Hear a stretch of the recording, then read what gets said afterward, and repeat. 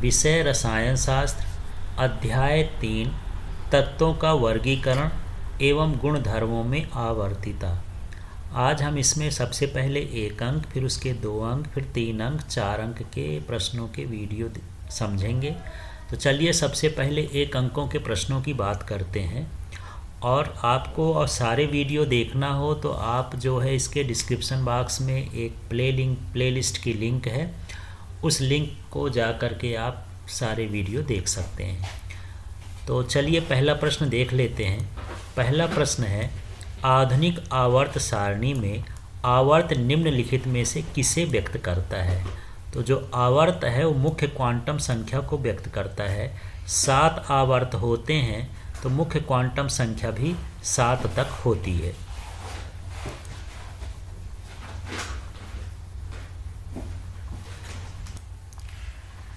ऐसा कारक जो संयोजकता इलेक्ट्रॉन को प्रभावित करता है, उस तत्व की रासायनिक प्रवृत्ति को भी प्रभावित करता है।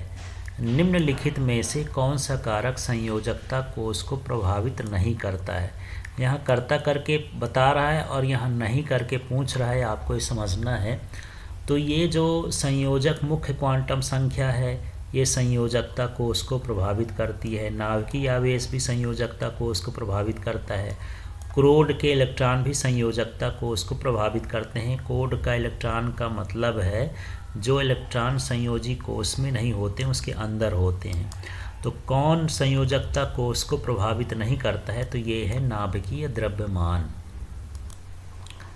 अब अगला प्रश्न है, सम इलेक्ट्रॉनिक स्पीसीज F- Na+ का आकार इनमें से किससे प्रभावित होता है? तो सबसे पहले सम इलेक्ट्रॉनिक स्पीसीज को समझ लें।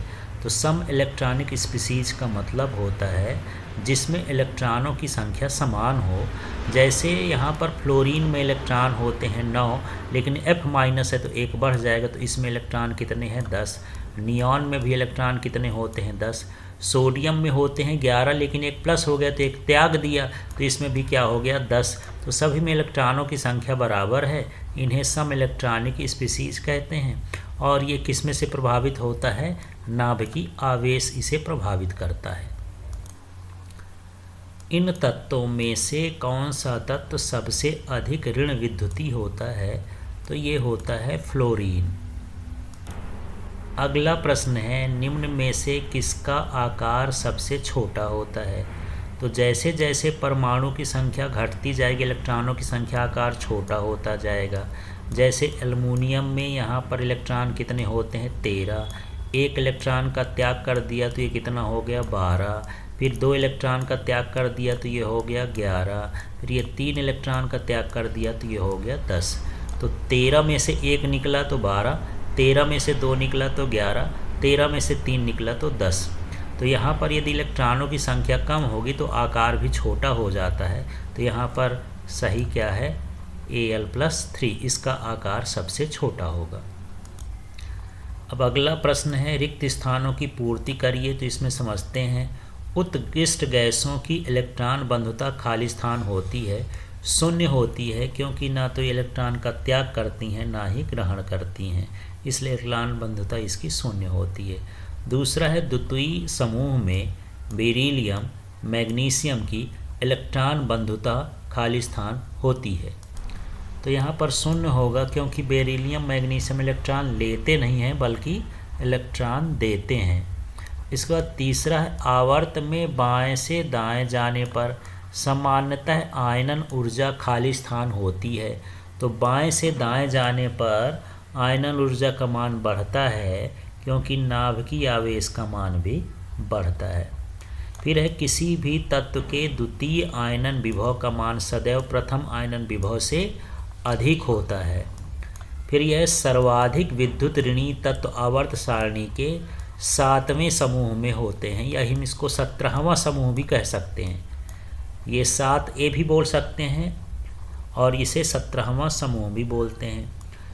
6वां है, लिथियम मैग्नीशियम बेरिलियम एल्युमिनियम के गुणों में समानता पाया जाना। ये विकर्ण संबंध कहलाता है, क्योंकि ये जो लिथियम होता है ये पहले समूह का है और ये दूसरे समूह के, तो इनके गुणों में समानता होती है, विकर्ण रूप से ये संबंधित होते हैं। इसके बाद है 7वां प्रश्न देख लेते हैं। आधुनिक आवर्त सारणी में कुल खाली स्थान खाने कॉलम हैं तथा कुल खाली स्थान आवर्त हैं। तो इसमें 18 कॉलम होते हैं, अथवा वर्ग भी बोल सकते हैं, समूह भी बोल सकते हैं, और 7 आवर्त होते हैं। 8वां प्रश्न है, नाभिकीय आवेश में वृद्धि होने पर आवर्त में परमाणुविक त्रिज्या घटती है। जैसे जैसे नाभिकीय आवेश बढ़ता है उसका आकार छोटा होता जाता है, क्योंकि आकर्षण बल का मान बढ़ता है। 9वां है, क्लोरीन की इलेक्ट्रॉन बंधुता फ्लोरीन से अधिक होती है। फिर 10वां क्वेश्चन है, डोबे राइनर ने बताया कि अगर तत्वों को उनके परमाणु भार के बढ़ते क्रम में रखा जाए तो 8वां तत्व पहले तत्व में समान गुण प्रदर्शित करता है। जैसे हम 1 2 3 4 5 6 7वें तत्व तक तो जाएंगे, जब 8वां तत्व आएगा तो उसका गुण पहले के अनुसार हो जाता है, ये डोबे राइनर ने कहा था। चलिए अब इसमें से जोड़ी देख लेते हैं। तो इसमें कौन सी उत्कृष्ट गैस है? तो यहाँ नियान उत्कृष्ट गैस है। कौन सी हैलोजन है? हैलोजन माने 17वें समूह का। ये कौन है? क्लोरीन।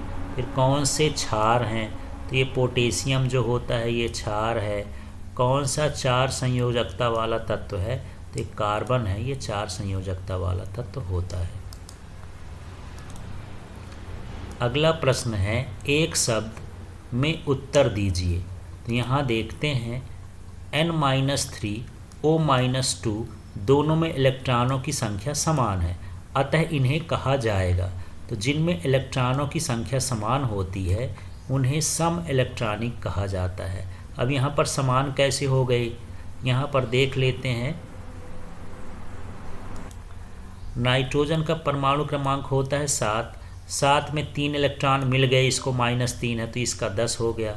ऑक्सीजन का परमाणु क्रमांक होता है 8, तो इसमें 8 इलेक्ट्रॉन होते हैं, -2 है तो 2 इलेक्ट्रॉन और मिल गए, इसमें हो गया 10।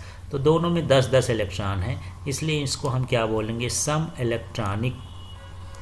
अब अगला क्वेश्चन है, एल्युमिनियम की कौन सी ऑक्सीकारक अवस्था सबसे अधिक स्थायी होती है? ये +3 होती है। एल्युमिनियम का जो परमाणु क्रमांक होता है वो होता है 13, और यदि इसका इलेक्ट्रॉनिक विन्यास कर दें अष्टक नियम से तो ये हो जाएगा 2 8 3, और इसकी बाहरी कक्षा में 3 इलेक्ट्रॉन होंगे, तो ये 3 इलेक्ट्रॉन को त्याग करके +3 अवस्था को प्राप्त करता है। अगला प्रश्न है, एक तत्व का परमाणु क्रमांक 16 है, बताइए वह आवर्त सारणी के किस वर्ग में स्थित है? तो वो 16वें समूह में या 16वें वर्ग में स्थित होता है। इसके बाद चौथा है, आधुनिक आवर्त सारणी के प्रथम आवर्त में कितने तत्व होते हैं? 2 ही होते हैं। एक तरफ यहाँ पर हाइड्रोजन होता है और दूसरी छोर पर हीलियम होता है। इस तरह प्रथम आवर्त में सिर्फ 2 ही तत्व होते हैं। तो इस तरह से 1 अंक के प्रश्नों को हम यहाँ समझ चुके हैं। अब हम 2 अंकों के प्रश्नों को नेक्स्ट वीडियो में देखेंगे। Thank you.